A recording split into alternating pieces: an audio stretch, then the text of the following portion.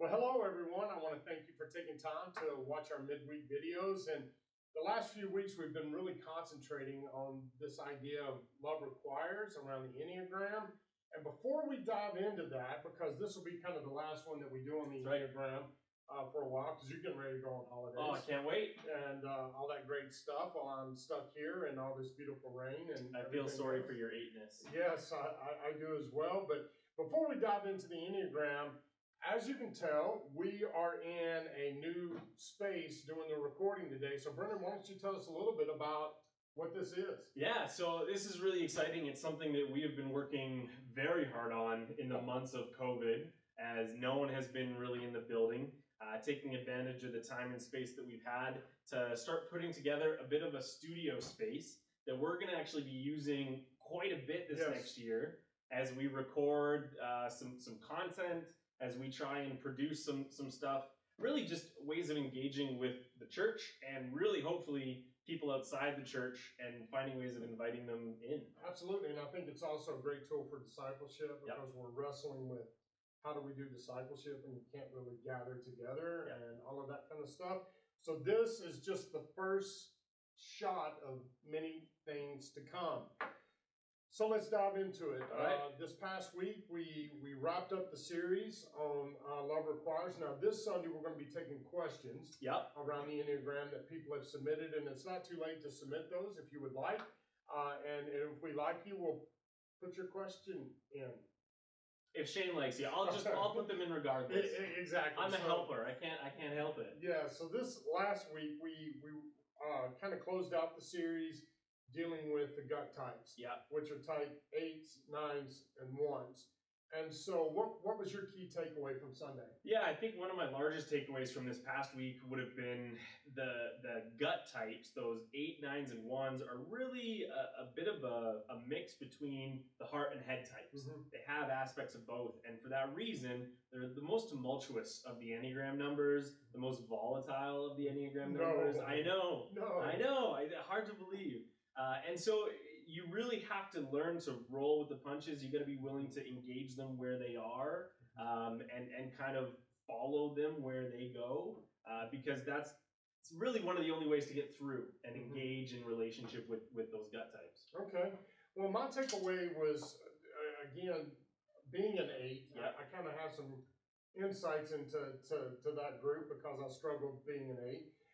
But one of the things that I found interesting as we were dialoguing was this idea that gut types are really we're not passionate emotionally, but we're impassioned because of a deep set of rooted values or something like that, I guess we could call it. And out of that, we are impassioned by that. We're motivated by that. And so because of that, we're willing to make great sacrifices. We're willing to make sacrifices, like sometimes 8s are willing to sacrifice people. 9s are unfortunately willing to sacrifice themselves and the common good for harmony.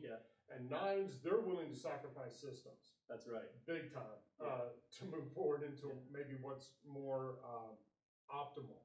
So anyway, I think those are some great takeaways. So as we've been doing over the last few weeks, we've kind of taken the Love Requires, which on Sundays we've been focusing mainly on this idea of how do we take our personalities, who we are, and how do we love our communities, how do we love our families, our friendships, our peers, etc. But in the midweek videos, we've been talking about how do we love these different types ourselves. So today we're going to talk about how to love me. How do we love an 8? Yeah, so how do you love an 8? Huh? I think for an 8, and you can tell me if I'm right or wrong, so I better get this correct. Right. But for an 8, it's really about meeting the challenge. Okay. It's about finding ways to engage in that impassioned core. The best thing that you can kind of do with an 8 is really not back down from them, right? To meet their challenge head on and engage with them in that space. And by doing so, you actually not only validate their strength, but you actually affirm their identity in that. And that can provide a lot of value and care for an 8. One of the things that you say about that's quite interesting is that 8s typically find their most trusted friends, their comrades, whatever, through that type of pushback. That they know, okay, this person's being real with me. They're working this out with me. And so I think that's really, really important. So loving nines, how would you say we love nines? Nines are an interesting bunch, right? Mhm. Like we talked about on Sunday. And so for those peacemakers, it's really about finding ways to assist them in that harmony building. Mhm. It's not about avoiding conflict. Mhm. It's being intentional about which conflict you enter into and really helping them bring out their own identity. Right. Right?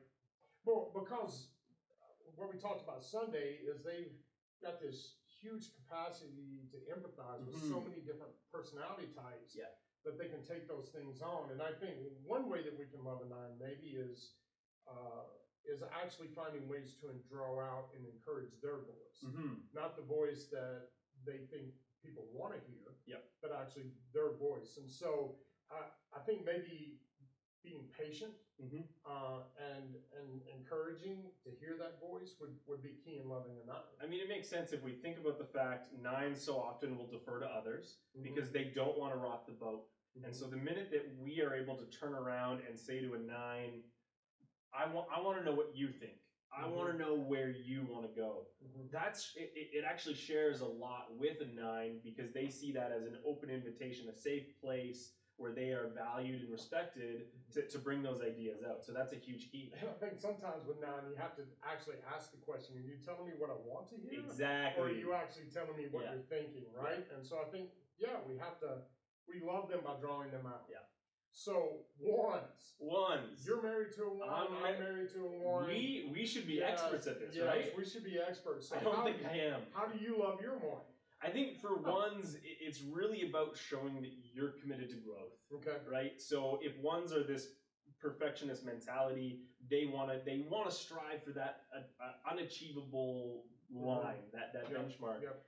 And if you can at least show that you're committed to growing in relationship with them, growing in all the different areas, affection, communication, et cetera, you can go on and on. But if you're showing a commitment to growth, it communicates that you value them highly. Right.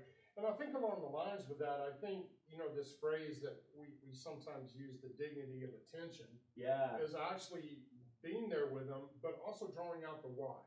Why do you want to obtain this? What is it that you see?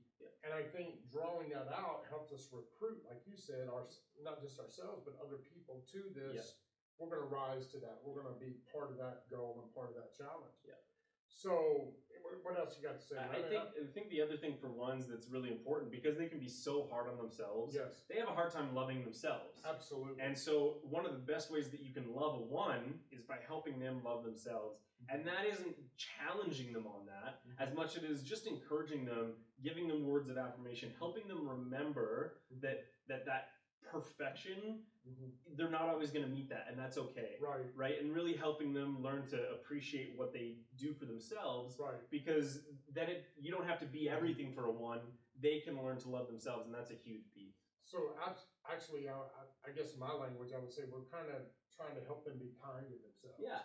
Because sometimes they have this goal, and then they have where they are, and there's not much grace for the process of getting there, right? Like I need to be there today. Well, maybe. Yeah, exactly. Well, have you enjoyed doing the Enneagram? The Enneagrams, I mean, I hope people have been able to encounter you, and I really do appreciate and enjoy going through the Enneagram. I've even just going through it this time around, there's stuff that I've learned that I had never seen before. So I think for that, it's a tool that's really great to kind of go back to and continually evaluate. I think for me, I guess the key thing is that it helps me operate in grace. Because as an 8, when I understand who I'm working with or who I'm associating with or dialoguing with, it helps to understand who they are. So there's a dispensation of grace, you can say it that way, that's given there. But I also think what helps is that we now can see the potential for growth in a collective community.